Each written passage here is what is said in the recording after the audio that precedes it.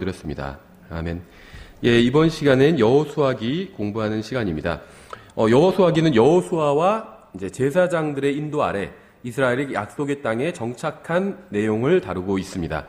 여호수아기는 지금 여기서 기라는 말이 붙은 것은 이제 앞에 북이란 말이 붙었기 때문입니다. 그래서 여러분들이 보시면은 일단 신명기, 창세기, 민수기 이런 책들은 영어로도 북이라는 표현이 들어가 있습니다. 그리고 또 대언서 중에 이제 이사야서, 예레미야서 이런 식으로 되어 있잖아요. 이런 것도 북이라는 표현이 들어 있기 때문에 이제 서라는 표현을 넣었고, 호세아 같은 경우에는 북이라는 그 단어가 들어가 있지 않습니다. 영어 성경에서도. 그래서 호세아서가 아니라 그냥 호세아 이런 식으로 한글 제목도 정한 것이라고 보시면 됩니다. 예, 그래서 이전 성경에선 여호수아라고 그냥 되어 있는데 이제 북이란 표현이 들어가 있기 때문에 흠정역에선 여호수아기라고 번역을 했죠. 여호수아기는 658절과 18,858개의 단어로 이루어져 있습니다. 이제 여기서 항상 단어 수를 얘기하는 것은 영어 킹제임 성경의 경우라고 보시면 됩니다. 여호수아기의 제목은 이스라엘 백성을 가나안 땅으로 인도한 여호수아의 이름에서 나왔다고 보는 게 맞겠죠. 이 여호수아라는 이름의 의미는 하나님의 구원이라는 의미입니다. 시편 44편 2절, 78편 54절, 하박국 3장 11절 13절, 또 사도행전 7장 45절, 13장 19절, 히브리서 11장 30절부터 31절, 야고보서 2장 25절이 여호수아를 인용하고 있습니다. 그래서 창세기만큼은 또 신명기만큼은 아니지만 성경 여기저기서 여호수아를 인용하고 있는 것을 볼 수 있죠. 여호수아기는 약속의 땅과 백성에 관한 책입니다. 땅은 하나님께서 상속으로 주시겠다고 약속하셨고 또 약속에 따라 정복되기를 땅이 기다리고 있었죠. 백성은 전쟁과 탐욕과 두려움을 극복하고 조상에게 주신 약속을 붙잡아 승리해야만 했습니다. 그러니까 하나님께서는 땅을 주시겠다고 약속을 하셨는데 전제는 무엇이었냐면 너희가 내 말에 순종한다면 순탄하게 이 땅에 들어가서 전쟁을 하고 또 승리할 수 있을 것이다 라는 약속을 주셨다는 겁니다. 땅에 관한 약속을 주셨지만 이스라엘 백성이 하나님의 말씀을 믿고 순종하지 않는다면 그 땅을 정복해서 누리고 살 수는 없었던 거죠. 창세기에서는 하나님께서 아브라함과 이삭과 야곱에게 가나안 땅을 주시겠다고 약속을 하셨습니다. 출애굽기에서 주님께서는 자신의 백성을 이집트의 속박으로부터 구출하셨고 그들을 약속의 땅을 향해 인도하셨죠. 레위기에서 주님께서는 백성에게 그대로 따르면 잘 살 수 있는 법을 주셨습니다. 약속의 땅에 들어가서 살 때 어떻게 살아야 되는지 그 법을 주셨죠. 민수기는 이스라엘 백성의 광야 여정, 또 가나안 그 초입에 이른 것을 그 사건을 다루고 있죠. 신명기는 이제 약속의 땅으로 들어가기 전에 최종적인 어떤 준비를 묘사하고 있습니다. 그래서 다시 한번 이제 세대가 바뀌었기 때문에 다시 율법을 주시는 그러한 장면이 나오죠. 이제 여호수아기에서는 이스라엘 백성의 승리와 약속의 땅에서 지파별로 징계를 나누는 것을 다루고 있습니다. 이 책은 과거에 주신 율법과 미래에 펼쳐질 역사 사이에서 과거와 미래를 연결해주는 역할을 합니다. 그래서 이 미래라는 것은 이제 이스라엘의 역사서, 사무엘기 상하, 열왕기 상하, 역대기 상하 이런 역사서를 말하는 거예요. 그래서 이스라엘이 앞으로 이제 국가를 세우고 역사가 진행돼 나가게 되잖아요. 우리는 이제 다 알고 있죠, 그것을. 과거는 이제 이스라엘 민족의 어떤 태동기를 다는 것, 창세기부터 시작해서 신명기까지에 해당한다고 볼 수 있겠죠. 그래서 이 여호수아기는 딱 그 사이에 낀 것이라고 보시면 됩니다. 이스라엘 민족의 어떤 준비기, 모세오경과 이스라엘 민족의 실제 역사, 사무엘기부터 이제 역대기 하까지 이어지는 그 실제 역사 사이를 연결해주는 그런 역할을 이 여호수아기가 하고 있습니다. 여호수아기는 하나님께서 아브라함과 그의 씨에게 주신 약속을 신실하게 이행하심을 입증해 보여줍니다. 그래서 이 책은 광야에서 방황하던 민족이 새로운 땅에서 정착하는 과정을 그리고 있어요. 그래서 하나님께서 아브라함에게 주신 약속이 이제 여호수아기에서 성취되는 것을 볼 수 있습니다. 모세의 상징이 막대기였다면 모세는 막대기를 가지고 다녔죠. 여호수아의 상징은 창이라고 볼 수 있습니다. 모세의 인생에서 가장 큰 사건은 홍해를 건넌 것이었고 또 여호수아의 인생에서 가장 큰 사건은 요르단 강을 건넌 일이었습니다. 물론 이제 규모 면에선 완전히 다르지만 요르단은 길이는 길지만 이 너비나 깊이는 좀 작은 강입니다. 어떻게 보면 한강보다도 훨씬 더 작은 강이에요. 그래서 예전에 어머님이 성지순례를 믿지 않으실 때 성지순례를 다녀오신 적이 있는데 하도 요단강 하니까 엄청나게 큰 강인 줄 알았다가 가서 실망하고 오셨다고 해요. 너무 작아서 한강보다도 훨씬 작아요. 무슨 동네 개울처럼 아주 작은 강이에요. 이 동네 개울 정도는 아니겠지만 하여튼 규모가 좀 작은 강입니다. 어쨌든지 간에 모세 인생에서 가장 큰 전환점 사건이 이 홍해를 건넌 사건이었다면 여호수아의 인생에서는 이 요단강을 건넌 사건이라고 볼 수 있습니다.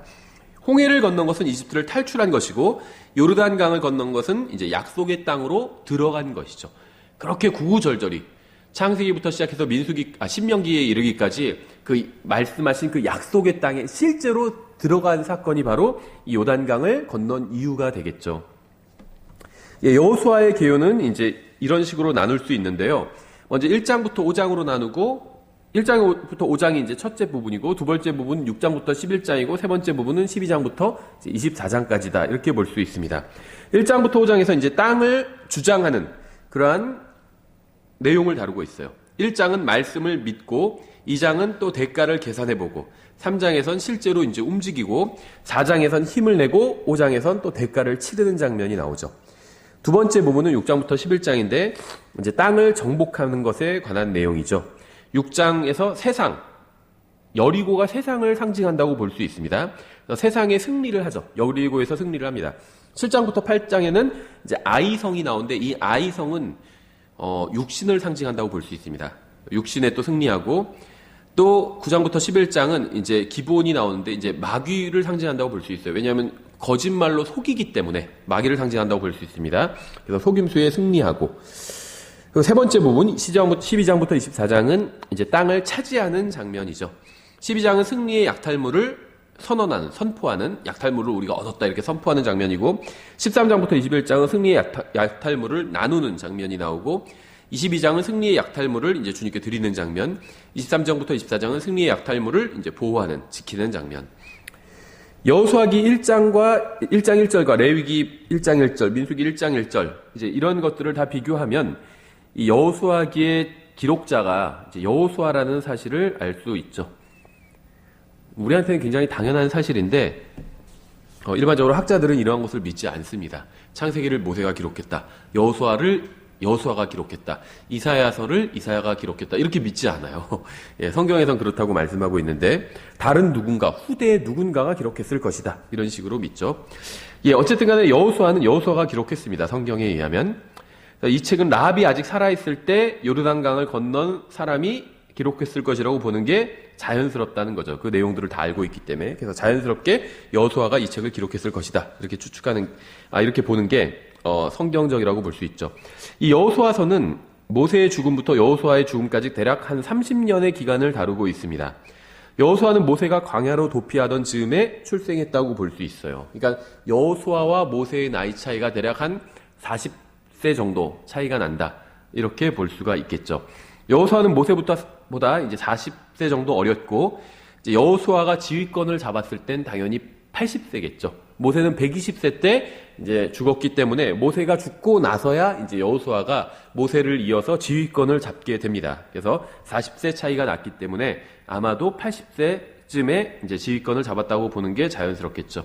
여호수아는 110세에 사망을 했습니다. 예, 그래서 이 80세부터 이 여호수아가 80세 때 지휘권을 이스라엘 백성을 통솔하는 그 통솔권을 잡았을 때부터 이제 사망할 때 110세 사망하실 때까지 대략 30년의 기간을 다루고 있어요. 여호수아의 기록 목적은 두 가지입니다. 첫 번째는 이스라엘 백성에게 땅을 주신다는 하나님의 약속이 어떻게 성취되는지를 보여주기 위해서 기록이 되었습니다.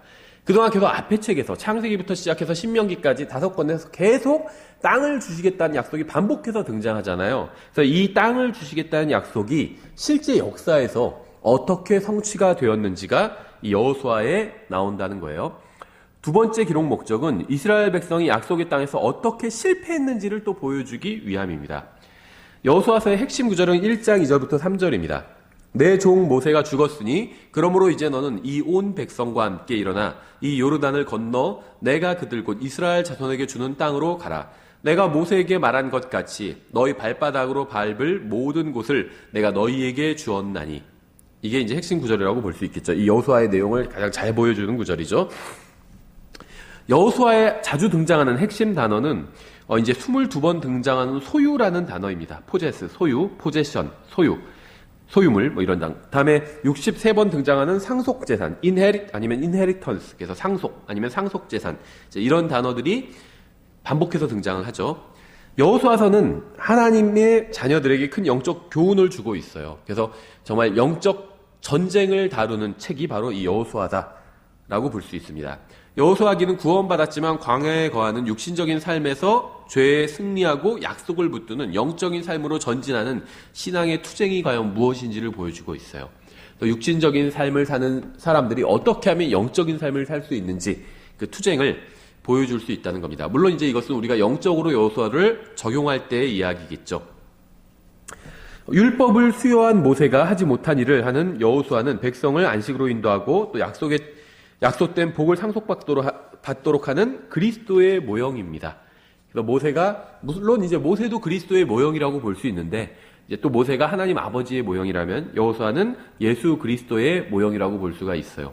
예수 그리스도, 예수님이라는 말도, 예수라는 이름도 여호수아라는 이름과 같은 의미죠. 예수는 신약적 표현이고 이제 여호수아는 구약적인 표현이에요. 그래서 뜻은 똑같습니다. 하나님의 구원, 하나님께서 구원하신다. 이런 의미입니다. 똑같아요. 그래서 이 여호수아는 이제 예수님의 모형이라고 볼 수 있습니다. 많은 설교와 찬송가에서 가나안을 하늘나라의 모형으로 가르치고 있죠. 근데 가나안은 결코 하늘나라의 모형이 아닙니다.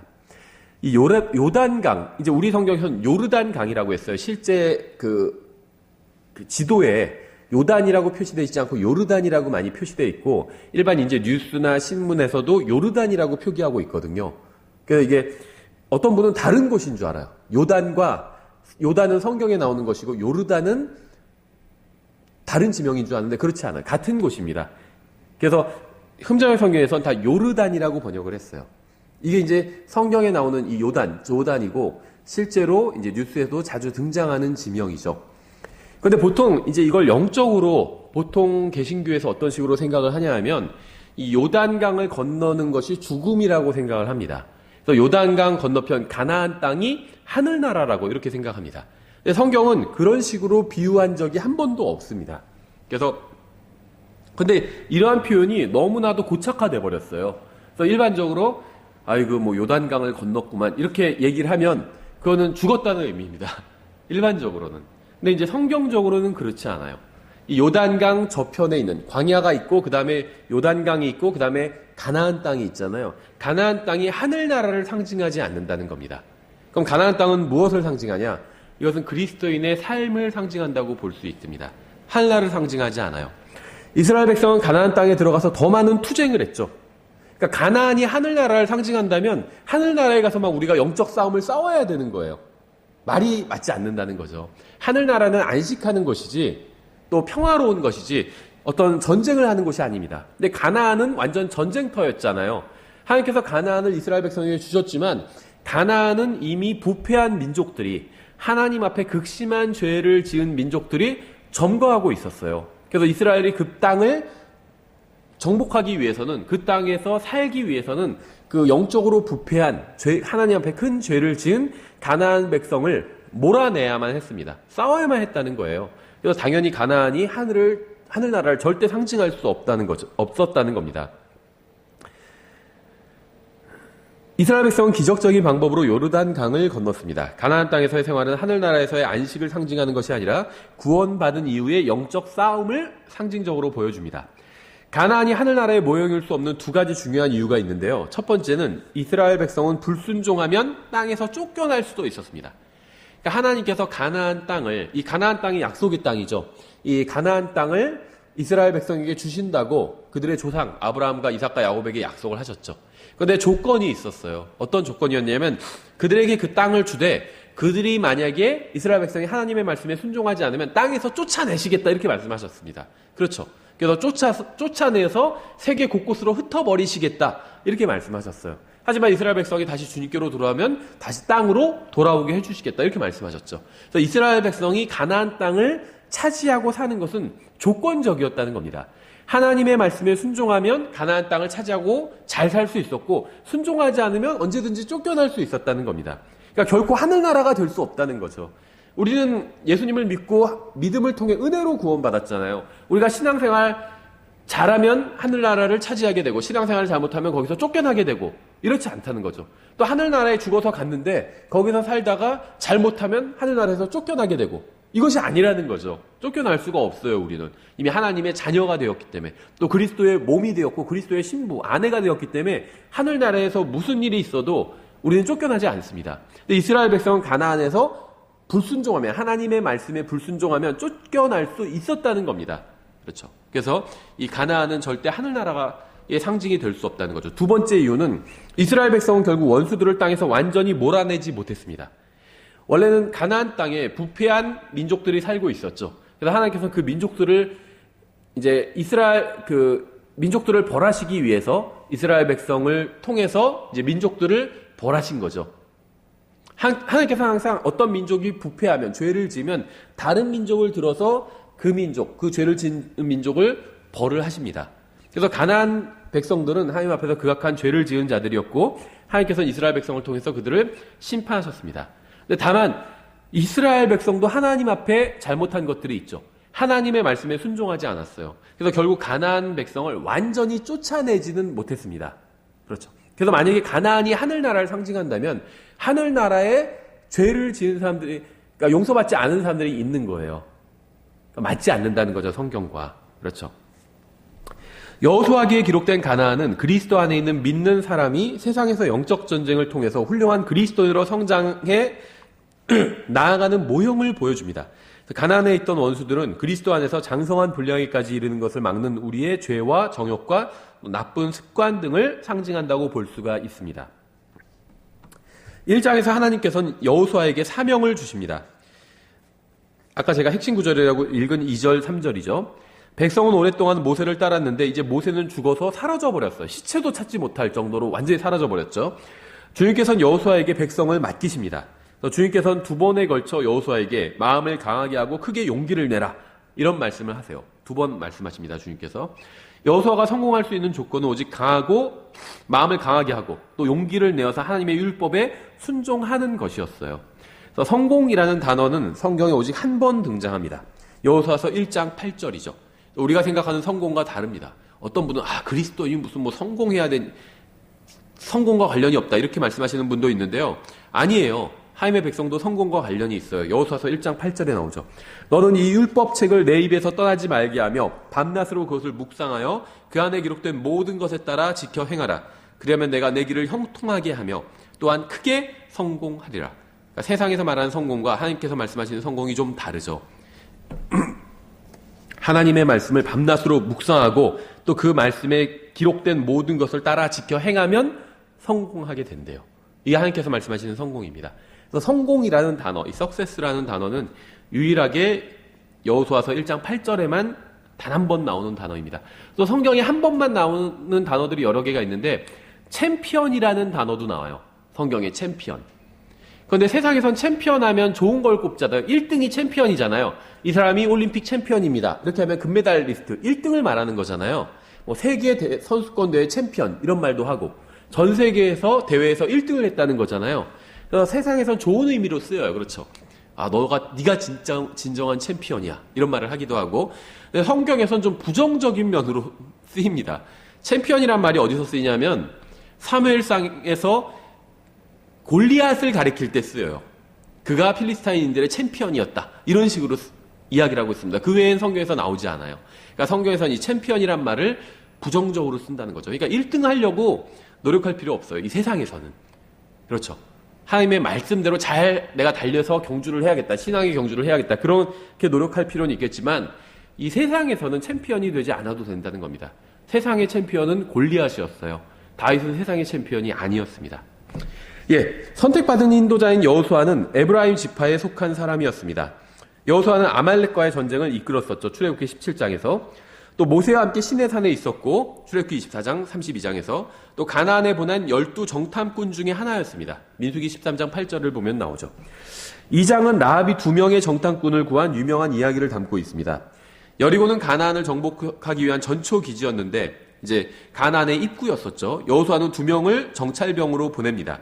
정찰병들은 사로잡힐 위기에 놓였지만 창녀인 라합이 지붕에 숨겨주어 목숨을 건지게 되죠.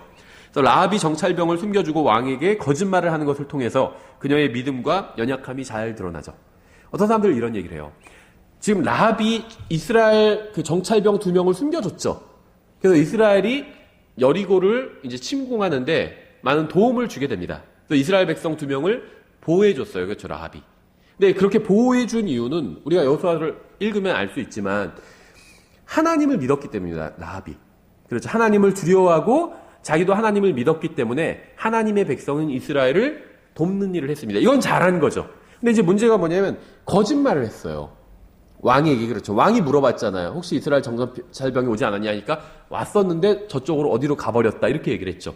그래서 추격대가 그 거짓말을 따라서 허탕치게 만들었잖아요. 이것을 두고 고민하는 분들이 있어요. 분명히 라합이 성경에 보면 긍정적인 사람인데, 좋은 사람인데, 그렇죠. 믿음의 여인인데 거짓말을 했다는 거죠. 그럼 이거는 어떻게 조화를 시킬 수 있을까? 그러니까 라합을 자꾸 사람들의 이제 그 의도가 뭐냐면 라합을 감싸주고 정당화해 주려고 그래요. 그래서 심지어 어떤 분은 라합이 창녀 라합인데도 이 창녀인 면은 쏙 빼버려요. 특히 주일학교에서 라합이 이스라엘 백성을 숨겨주는 장면은 주일학교에서 가르치는데 창녀라는 이야기는 하지 않아요. 어떻게 보면 좀 이제 어린 학생들에게 말하기가 좀 쉽지 않으니까 그럴 수 있겠죠. 충분히 이해는 합니다. 근데 이제 성경은 제가 말하는 건 뭐냐면 성경은 그냥 사실을 있는 그대로 말하고 있다는 거예요. 라합은 좋은 여자였어요. 구원받은 여자였습니다. 하지만 성경에선 라합이 창녀였다고 분명히 얘기하고 있어요. 아무리 구원받아도 창녀는 창녀예요. 그렇죠. 라합을 정당화하거나 꾸미고 있지 않다는 거죠. 두 번째, 라합이 거짓말한 것은 잘못한 거였습니다. 이건 연약해서 한 거였어요. 라합이요, 정말 하나님을 믿었다면 왔는데 내가 숨겨줬습니다. 이스라엘 백성, 왜냐하면 이스라엘 백성이 섬기는 하나님은 진짜 하나님이기 때문에 이렇게 얘기를 할 수도 있었겠죠. 그럼 하나님이 보호해 줄 수도 있었을 거예요. 저는 모르지만. 그러니까 라합이 거짓말한 것은 잘못한 거예요. 이걸 정당할 필요는 없다는 거죠. 이건 인간적으로 연약하기 때문에 거짓말을 한 겁니다. 그냥 성경은 있는 그대로 기록하고 있는 거예요. 하지만 라합은 또 한편으로는 믿음을 가지고 있었죠. 이거 우리의 모습을 정확히 보여주고 있어요. 우리가 이 세상에서 살 때도 믿음으로 살 때가 있어요. 그렇죠.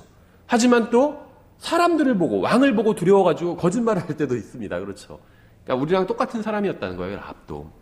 정당화시킬 필요는 없다는 거죠. 예, 이 정찰병들은 라합으로부터 여리고성 전체가 이스라엘 백성으로 인해서 두려움에 떨고 있다는 중요한 사실을 듣게 되죠. 그래서 라합은 살아계시고 참되신 하나님을 믿고 도시가 함락되었을 때 이제 그녀와 그녀의 가족을 살려주겠다는 약속을 받게 됩니다. 그래서 라합은 주홍색 줄을 창문에 달아서 그 표시로 인해 자신과 가족의 목숨을 보장받게 되죠. 그래서 주홍색 줄은 피를 통한 안전을 상징합니다. 당연히 예수 그리스도의 보혈을 상징하겠죠. 이 홍등가라는 말이 사실은 여기서 나왔어요. 그런데 이제 의미가 완전히 전도돼 버렸죠. 그래서 원래 주홍색 줄을 단다. 이게 표시를 하는 거거든요. 뛰어난 표시를 하는 거예요. 이 집은 건드리지 마라. 구원받은 집이다. 굉장히 좋은 의미의 그 표시가 홍등가라는 현대에서는 나쁜 의미로 사용되고 있는 겁니다. 이거는 그 사창가를 말하죠. 그런데 왜 이 주홍색 줄을 달아놓은 좋은 의미의 성경에 나온 그것이 왜 홍등가, 사창가, 나쁜 의미가 되어버렸을까요? 이 줄을 매단 여자가 창녀였기 때문이에요. 그래서 이게 줄을 붉은색으로 표시한 것, 이걸 이제 홍등가, 그게 이제 그 사창가를 의미하게 돼버린 거죠. 예, 어쨌든지 간에 이 라합이 한 이 주홍색 줄을 창문에 매어 단 것은 이제 예수 그리스도의 피를 상징한다고 볼 수 있습니다. 이제 후에 라합은 이스라엘 사람인 살몬과 결혼을 하게 되는데 이 갈렙의 아들의 이름이 성경에 보면 살몬이라고 나와요. 그래서 라합은 보아스와 다윗과 그리스도의 조상이 되고 히브리서 11장의 믿음의 인물들의 목록에 이름을 올리게 됩니다. 그런데 이제 여기에 또 반론을 제기하는 분이 있어요. 왜냐하면 마태복음 1장 5절에서 나온 라합과 이 여호수아서에 나온 라합의 스페링이 같지가 않습니다. 근데 이제 스페링이 다르다고 해서 이것이 다른 사람이냐? 또 꼭 그런 건 아니에요. 구약에서 이사야라고 하는 것과 신약에서 대언자 이사야라고 할 때 이 스페링이 다릅니다. 그럼 왜 그런 차이가 있냐면, 똑같은 영어인데 스페링이 다른데 왜 그러냐 하면, 이제 구약 성경은 히브리어로 기록됐고 신약 성경은 그리스어로 기록됐죠. 그래서 서로 다른 언어에서 번역하다 보니까 이 이름의 스페링이 좀 차이를 보이게 됩니다. 예, 그래서 같은 인물을 두고 이름의 스페링이, 철자가 다른 경우들이 종종 있어요, 성경엔.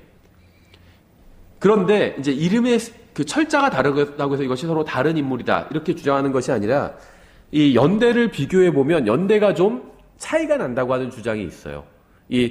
그러니까는 여호수아기에 나온 이 창녀 라합이 보아스의 조상이 되기 위해서는 200년 정도의 연도 차이가 난다, 이런 주장도 있습니다. 근데 이제 어떤 것도 뭐 절대적인 주장은 아니에요. 그러니까는 일반적으로는 라합이 다윗의 조상이 되었다. 마태복음 1장 5절에 나오는 그 라합이 바로 여호수아기에 나오는 창녀 라합이다. 이렇게 생각하는 분들이 많이 있고 이것이 훨씬 더 보편적인데, 이제 꼭 그렇지 않다 이렇게 주장하는 분들도 있다는 것만 제가 말씀을 드립니다. 왜냐하면 이 연대에 관한 것은 정확하게 어떻게 얘기할 수가 없어요. 성경에서는 연대에 대해서 말씀하시는 부분도 있고, 무슨 왕 몇 년, 뭐 몇 번째 해에 뭐 이런 식으로 표현할 때도 있죠. 근데 어떤 연대에 대한 이야기가 전혀 없을 때도 있어요. 그럼 이제 성경 구절들을 맞춰서 연대를 추측해내야 되는데 그게 쉬울 때도 있고 좀 대단히 어려울 때도 있습니다. 그래서 이 라합의 연대를 찾아내는 것도 쉽지 않은 일이고 약간의 이제 논란이 있어요. 킹제임스 성경 믿는 사람들 중에도. 근데 이제 일반적으로는 라합이 이 보아스의 조상이다. 다윗과 보아스의 조상이다. 이렇게 보는 것이 이제 보편적인 시각입니다.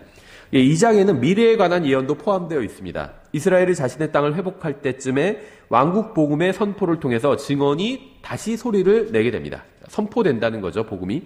저주받은 땅에 대한 주님의 심판이 선포되기 전에 두 종류의 구원이 이루어지게 됩니다. 유대인들은 산으로 도피해서 숨을 것이고 그들을 찾아서 죽이려는 시도는 모두 다 무산되겠죠.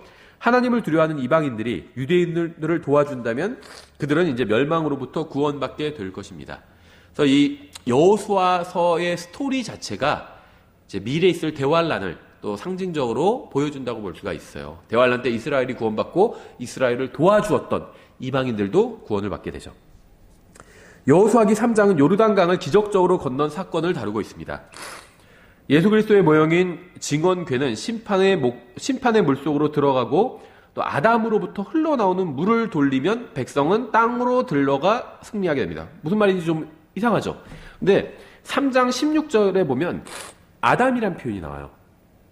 근데 이제 저도 이것이 무엇을 의미하는지는 정확히 모르겠어요. 근데 이것이 분명히 어떤 과거에 있었던 일, 또 미래에 있을 예언과 관련이 있습니다. 그래서 이 아담이란 것이 16절에서 3장 16절에서 사람 이름은 아니에요. 근데 첫 번째 사람 아담과 관련 있는 어떤 지명이겠죠. 예, 그래서 좀 언뜻 이해하기 힘든 구절들이 이렇게 여호수아에도 기록되어 있는데 아마도 이런 것들이 예언과 관련되어 있는 구절들인 것으로 보입니다. 증언궤는 대략 1200m쯤 이제 인도를 해내게 돼요, 백성을. 그래서 우리는 주님과 교제를 나눌 수 있지만 인도하시는 분은 오직 주님 한 분이시죠. 이스라엘 자손들이 이집트를 떠났을 때 모세의 막대기로 홍해를 갈랐습니다. 이것은 구원을 모형으로 보여주고 단 한 번 일어난 일이죠. 그들이 가나안으로 들어가서는 한 걸음씩 요르단 강 속으로 들어갔습니다. 이것은 이제 믿음으로 걷는 것을 상징적으로 보여줍니다. 이스라엘 백성이 땅으로 들어가자 그들을 광야에서 인도했던 불기둥과 구름기둥은 사라지게 됩니다. 광야의 것들이 이제 다 사라져 가게 되는 거죠. 또 12지파 가운데 있던 증언궤는 선두로 이동해서 백성을 인도하기 시작합니다. 우리가 앞선 과들에서 살펴봤었죠. 증언궤는 이스라엘 백성 그 진영의 가운데 있었어요. 그러니까 동서남북에 세 지파씩 있었고 그 가운데에 레위 지파와 모세와 아론이 있었죠. 근데 그 안에 정 가운데에 이 증언궤가 있었습니다. 그래서 광야에서는 이스라엘 백성의 정 가운데, 이스라엘 백성이 사면에 있고 한가운데 증언궤가 있었습니다. 왜 그랬을까요? 광야에서는 어디로 가야 될지 알 수가 없었어요. 광야를 그냥 삥삥삥삥 3일이면 건널 수 있는 광야를 40년간 방황했잖아요. 그렇기 때문에 어느 방향으로 가야 될지 알 수 없었기 때문에 증언궤가 중앙에 있었던 겁니다. 근데 이제는 가나안 땅으로 들어가자 증언궤가 선두에 서게 됩니다. 어디로 갈지 알고 있어요. 하나님께서 말씀하셨죠. 여리고로 가서 승리를 하라고 말씀하셨잖아요. 증언궤가 가장 앞장서게 됩니다. 이제 광야에서는 바뀌게 되죠, 좀. 그래서 이것은 하나님께서 인도하시는 방법은 바뀌실 수 있지만 결코 실패하지는 않으신다는 사실을 보여주죠. 한 가운데서 인도하실 때도 있고, 가장 앞에서 인도하실 때도 있고, 뒤에서 인도하실 때도 있고, 옆에서 인도하실 때도 있고, 위에서 인도하실 때도 있고, 인도하시는 방법은 달라요. 우리 인생에서도. 또 사람마다 인도하시는 방법은 다르지만 하나님께서는 항상 실패하지 않으시고 제대로 인도해 내시죠. 요르단강은 3번 나뉘었습니다. 지금 여호수아 3장에서 한 번 나뉘었죠. 강물이 여기도 나뉘어서 모세가 마른 땅을, 홍해를 건널 때 마른 땅을 건넌 것처럼 이 여호수아도 이 요르단강, 비록 작은 강이지만 마른 땅을 건너는 것처럼 이 요르단강을 건너게 됩니다. 또 엘리야와 엘리사를 위해서 한 번씩 또 이것이 나뉘게 됩니다. 요르단강이. 요르단강에서 중요한 사건이 마린이 일어나요. 그러니까 이게 성경의 중요한 지명 중에 하나입니다. 이 요르단강을 중심에 두고 많은 에피소드들이 이제 일어나는 거죠. 롯은 요르단의 평야를 선택했어요. 보기에 좋았다는 거죠. 또 이스라엘 백성은 40년의 끝에 이곳에 장막을 쳤죠. 또 신명기가 시작된 곳도 이곳이었습니다. 또 사사기에서는 2번의 전쟁이 이곳에서 일어납니다. 또한 이곳은 나아만이 깨끗해진 장소이기도 하고 침례인 요한이 사역했던 장소이기도 하고 예수님께서 침례를 받으신 장소이기도 하죠. 요르단강은 단지파에 속한 피알라 지역에서부터 시작해서 이제 가이사랴 빌립보까지 흐른다고 합니다. 또 무란 호수 남쪽을 지나서 갈릴리 바다를 통해서 사해까지 이르게 돼요. 그래서 요르단강은 대략 3,200km로 흐른다고 합니다. 그러니까 굉장히 길이는 길어요. 그렇죠. 3,200km니까. 그런데 이 직선 구간은 12km뿐이 안 된대요. 그러니까 막 굽이굽이 3,200km가 굽이굽이 돌아서 흐른다고 볼 수가 있겠죠. 근데 폭은 18m에서 30m 정도. 좀 좁은 곳은 18m, 넓은 곳은 30m. 그러니까 한강보다 훨씬 작죠. 한강보다 훨씬 작은 강이에요. 이 폭이. 길이는 굉장히 길지만 폭은 굉장히 작은 강이에요. 또 깊이는 1.8mm에서 한 3m 정도래요. 깊은 곳이. 그러니까는 길이는 굉장히 길지만 폭도 작고 깊이도 얕은 그런 강이라고 볼 수가 있습니다. 이 요르단 강은. 근데 요르단 강에 물고기가 사는 그런 강이래요, 실제로. 그래서 이스라엘 건널 때인 3월과 4월쯤에 이 요르단 강이 이제 범람하는 넘치는 시기라고 합니다. 4장에는 12개의 기념석을 세운 이야기가 기록되어 있습니다. 12개의 돌은 이스라엘의 12지파를 당연히 상징하고 있겠죠. 돌들은 하나님의 선하심을 증언하는 것으로 다음 세대가 이 기적의 장소의 의미를 잊지 않게 하기 위해서 세워졌습니다. 하나님께서 이스라엘 백성에게 베푸신 은혜, 또 행하신 기적을 기념하기 위해서 이 12개의 돌을 세웠어요. 그래서 자손들이 저 돌들이 무엇을 의미합니까? 하면 이 돌들을 세운 이유는 하나님께서 우리에게 이렇게 큰 은혜를 베풀어 주셨기 때문이란다. 이런 이야기를 하기 위해서 이 돌들을 세운 겁니다. 지금으로 치면 이거는 뭐 비디오로 촬영해 놓고 테이프 보관해 놓은 것과 마찬가지라는 거죠. 여호수아의 시대부터 1400년 후에 예수 그리스도의 선두주자인 침례인 요한이 등장을 하죠. 근데 요르단강에서 이런 얘기를 해요. 이 요단강을 사이에 두고 12개의 돌이 기념석이 쓰게 되잖아요. 기념비가. 그런데 침례인 요한이 요단강에서 어떤 말을 하냐면 이 돌들로도 하나님께서 능히 아브라함의 자손이 되게 하실 수 있다. 이런 얘기를 하거든요. 근데 침례인 요한이 가리킨 이 돌들, 이거는 지금 누가복음 3장 3절부터 8절, 3장 8절에 나오는 표현인데 침례인 요한이 가리킨 이 돌들이 아마도 이 12개의 기념석이었을 가능성이 큰 것으로 보여요. 확실히 그렇다 이렇게 확정 지을 수는 없어요. 성경에 그렇다는 말은 안 나오니까. 그런데 요르단강에 기념석을 12개를 세워놨어요. 그래서 그것을 볼 때마다 하나님께서 행하신 일을 기억하기 위한 목적으로 12개의 기념석, 이스라엘 12지파를 상징하는 기념석을 세워놨죠. 근데 침례인 요한이 요단강에서 설교하면서 이스라엘 백성을 책망하면서 너희가 혈통으로만 하나님의 자손이라고 하는 것은 의미가 없다. 하나님께서 이 돌들로도 능히 아브라함의 자손을 만드실 수 있다. 이렇게 설교했다는 거죠. 그래서 침례인 요한이 의미한 이 돌들이 아마도 이 12개의 이 기념석이었을 것으로 추측이 됩니다. 여리고는 요르단강과 길갈로부터 각각 대략 10km 정도 떨어져 있는 거리였고 두 곳의 중간에 있었습니다. 그러니까 요르단강이 있고 길갈이 있고 그 가운데 여리고가 있었다는 거죠. 여리고는 새로운 인생으로 들어가는 것을 상징합니다. 그래서 이스라엘 백성은 연약할 때 원수들의 위험 앞에 놓여 있었죠. 이스라엘 백성은 여기서 하나님께 경배를 드렸고 그러니까 요르단강, 여리고, 길갈 이게 한 20m 거리 되는 그런 곳이라는 거예요. 그렇죠. 지금으로 치면 하나의 구보다 좀 더 크겠죠. 뭐 수지 구만한 그런 곳이라고 볼 수가 있겠죠. 근데 이 곳이 성경에선 굉장히 중요한 장소로 등장을 한다는 겁니다. 그래서 여기서 하나님께 경배를 드렸고 이스라엘 백성들이 또 주님의 군대 대장도 만났고 또 훈련도 했고 또 하나님께 경고도 들었고 또 이것은 왕들이 기름 부음을 받는 곳이었습니다. 길갈에서 기름 부음 받게 되죠. 또 하나님께 경배를 드리고 또 나중에 배교를 하는 곳이기도 합니다. 길갈에서 이스라엘 백성이 하나님을 잊어버리게 됩니다. 아모스서 4장 또 5장에 나오죠. 여호수아기 5장에서 이스라엘 백성은 약속의 땅으로 들어갈 마지막 준비를 합니다. 그들이 이제 이스라엘 백성이 요르단강을 건넌 후에 넷째 날에 유월절을 지켰습니다. 그들이 땅에서 묵은 곡식을 먹은 다음 날 만나가 그쳤어요. 그러니까 광야 생활을 할 때는 만나를 통해서 만나가 주식이었죠. 만나만 먹은 건 아닙니다. 고기도 먹었고 다른 것도 먹었어요. 근데 만나가 우리 쌀이 주식인 것처럼 한국 사람한테 이스라엘 백성에겐 만나가 주식이었는데 이제 땅에 들어가서 그곳에서 난 묵은 곡식을 먹자 그 다음 날 만나가 그쳤습니다. 더 이상은 만나가 등장하지 않습니다. 또 할례의 표적은 광야에서는 지켜지지 않았습니다. 그래서 할례는 하나님과 이스라엘 사이의 관계를 보여주는 이제 언약이었죠. 근데 이제 내면적인 언약이었어요. 남자의 은밀한 곳에 행하는 일종의 수술이었기 때문에 내면적인 자기 자신과 하나님 사이의 약속이었다는 거죠. 그래서 새로운 세대는 이 언약을 지킬 필요가 있었죠. 무교절은 정확히 출애굽기 12장 41절로부터 40일 후에 끝났습니다. 그래서 주님의 군대 대장은 여호수아에게 나타나서 불타는 떨기나무에서 모세에게 그랬던 것처럼 그에게 신을 벗으라고 했죠. 백성이 광야에서 방황할 때도 신이 헤어지지 않았습니다. 심레인 요한은 자신이 예수님의 신발끈을 풀 자격도 없다고 고백을 했죠. 신발과 관련된 구절이 성경에 꽤 많이 나와요. 이렇게. 또 여리고 성을 돌아서 성이 무너진 이야기는 주일학교 성경 공부의 어떤 단골 주제죠. 하나님의 말씀에 순종하면 모든 결과는 하나님께서 책임져 주신다는 이 진리는 주일학교에서 아이들만 배워야 되는 것이 아니라 어른들도 반복해서 배워야 되겠죠. 여리고 성을 재건하는 자에게는 저주가 있을 것이라고 여호수아서 6장에 나와 있어요. 주님의 말씀대로 실제로 여리고 성을 저주하려고 했던 사람이 있었어요. 열왕기상 16장에 나오는데 이 사람이 저주를 받게 되는 장면도 나옵니다. 영국의 고고학자인 존 갈스탄이라는 사람이 1929년과 1936년에 여리고를 조사하고 발굴을 했는데 이제 그 결과 BC 1400년경에 완전히 무너진 적이 있었다는 그 증거를 찾아내게 됩니다.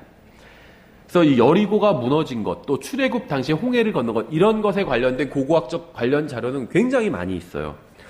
여리고는 3번 세워졌고 3번 다 파괴가 되었습니다. 아합의 통치 기간 중에 베델 사람 히엘이 재건했어요. 이게 이제 열왕기상 16장에 나오는 거죠.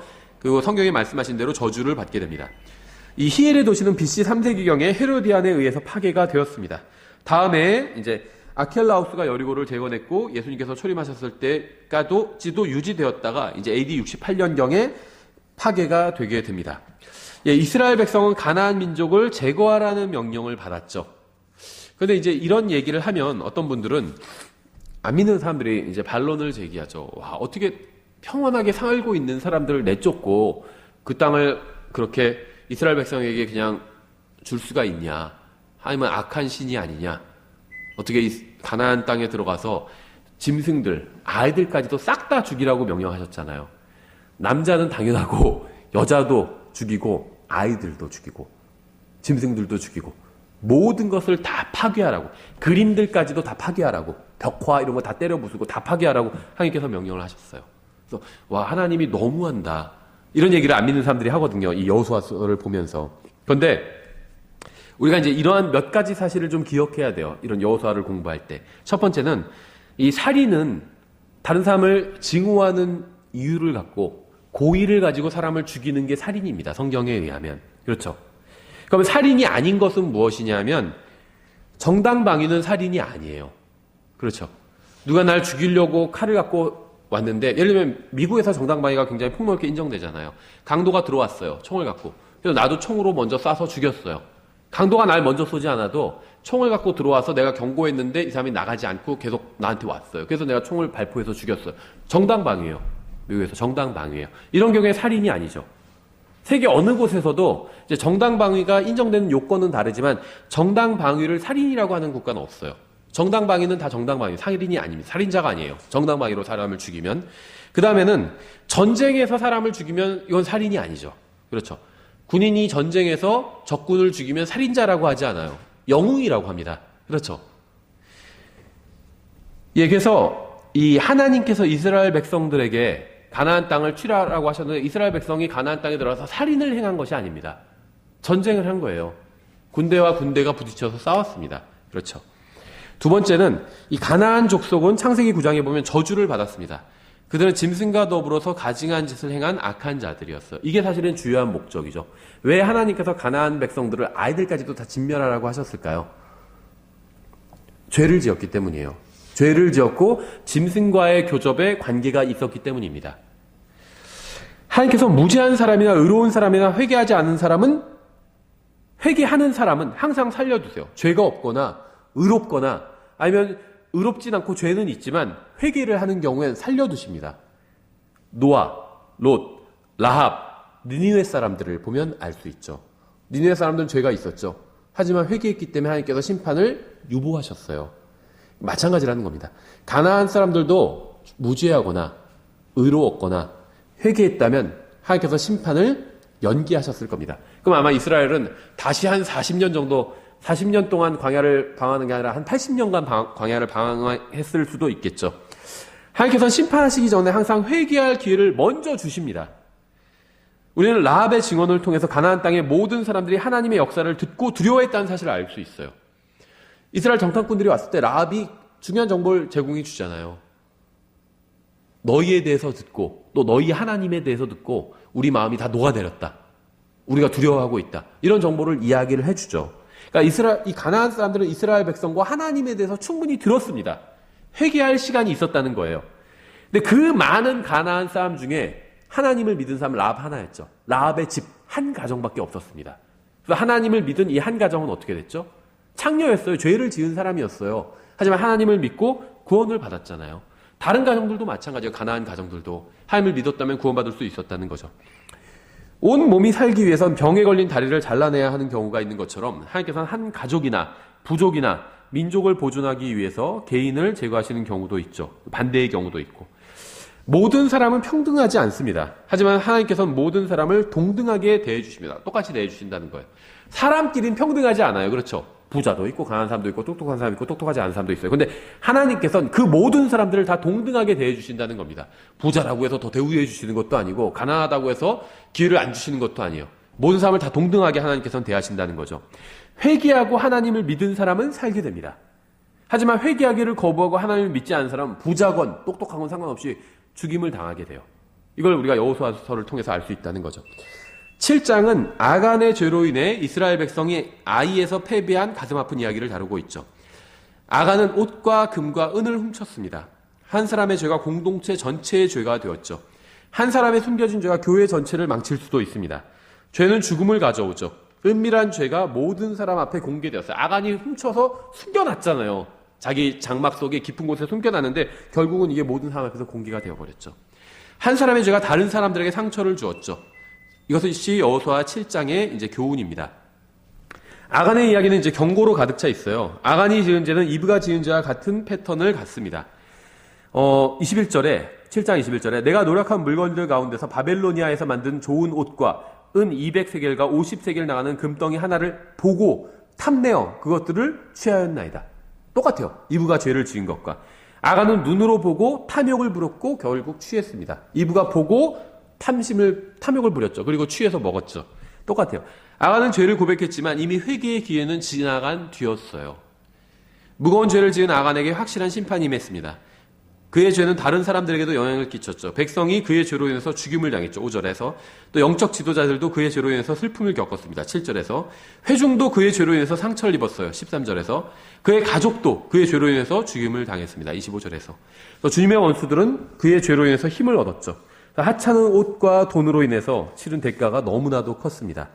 이스라엘 민족은 10번의 전투를 치렀습니다. 9번은 탈취물을 얻었죠. 아간은 탈취물을 주님께 드리는 대신에 6장 19절에 주님께 드리라고 했는데 주님께 드리는 대신에 자신이 착복했죠. 그래서 큰 불행을 불러왔습니다. 예, 저희가 여기까지 보고 이 8장부터 24장까지는 다음 시간에 이어서 보도록 하겠습니다. 예, 저희가 잠깐 쉬었다가 2교시 시작하겠습니다.